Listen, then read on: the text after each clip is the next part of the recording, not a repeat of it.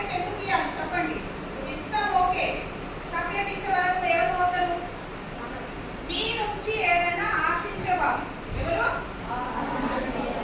ఇప్పుడైతే మొత్తం అమ్మాయిలే టార్గెట్ ఉన్నారు.